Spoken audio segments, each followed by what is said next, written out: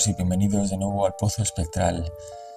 Hoy con la reseña de esta novela de misterio terror japonesa, podéis llamarlo tensión, thriller, terror, bueno, se mezclan géneros, ¿no? En este tipo de novelas muchas veces, de Keigo Higashino, un aclamado autor japonés, y en este caso la obra es Malice, es decir, malicia.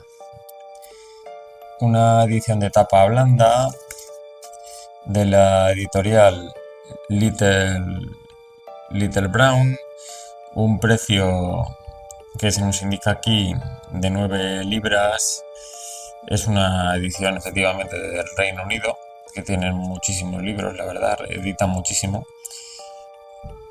Por lo que, bueno, estaríamos hablando de 12, 13, 14 euros por ahí, no sé con precisión.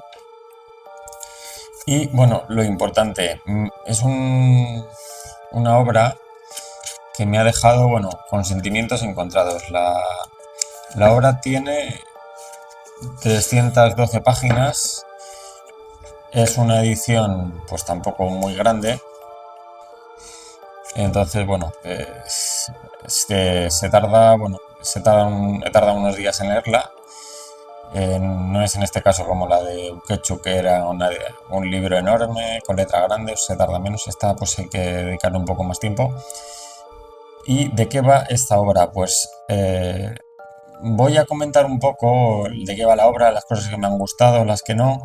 No voy a entrar en detalles de la trama, del caso en sí, de las versiones, pero puede que se considere un poquitín de spoiler por si no os interesa, pues para que no veáis la parte en concreto, pero bueno, voy a intentar hacerlo con muy poco spoiler o sin entrar del todo en la trama. Pero bueno, la sinopsis, pues es un autor de novelas, un novelista, protagonista, y bueno, digamos que tiene un amigo que se llama Kunihiko Hidaka. El protagonista es el tal Nonoguchi, aunque bueno, en esta novela se nos habla desde distintas versiones, tal y como podréis ver, sobre todo desde el punto de vista, fijaos, Nonoguchi por aquí, bueno, luego hay otras del detective Kaga. Se nos habla desde el punto de vista del detective muchas veces a medida que va pues progresando con su investigación, y también desde el punto de vista pues de Nonoguchi o otros personajes, ¿no? Tampoco voy a develar mucho más, pero bueno, la historia empieza con el tal Nonoguchi, ¿no? Que es un novelista, va a visitar a otro amigo novelista que es el tal Hidaka a su casa, y digamos que, bueno, pasa el día en su casa, vuelve, pasan ciertas cosas, y ese mismo día hay un asesinato. De por medias, bueno, se les revelan datos aterradores o bastante quizá desagradables, sobre todo para amantes de animales, lo voy a dejar por ahí. Y a partir de ahí pues viene la policía y empezará el tal detective Kaga a investigar un poco esto, ¿no? Recabando el testimonio pues de Nonoguchi, de la gente que estaba ahí, ¿no? Básicamente. Y investigando también por su cuenta. Entonces, ¿qué pasa aquí? Que tenemos una versión de los hechos, ¿vale? Una versión más o menos, por así decirlo, aceptada, o durante toda la novela tenemos una única versión de los hechos que se va expandiendo cada vez más a medida que el detective pues, va investigando más, como que va sacando más datos a los personajes, porque es la verdad que es un buen detective, va sacando cada vez más datos a los personajes, y como que incluso los personajes pues se van rindiendo muchas veces, ¿no? A las increíbles deducciones del detective, por así decirlo. ¿Qué pasa? Que bueno, parece que está todo resuelto, y de repente en las últimas páginas, después de haber dedicado todo el puñetero libro a una versión, aunque bueno, con detalles que van incrementándose, por así decirlo, cada vez más, o sea, como que vamos descubriendo cada vez más cosas, y empieza a cobrar todo más sentido. De repente como que da un giro de 180 grados todo sin darlo. Ahí lo voy a dejar, no voy a dar más spoiler, pero a mí me ha parecido un poco porque es como, ostras, o sea, más o menos ya lo tenía todo hilado y de repente me dices que todo lo que me has contado antes como que era mentira. Entonces, es que no sé, lo he visto un poco, la verdad no me ha gustado mucho ese giro, o sea, de repente, ¿qué haces en las últimas 15 páginas?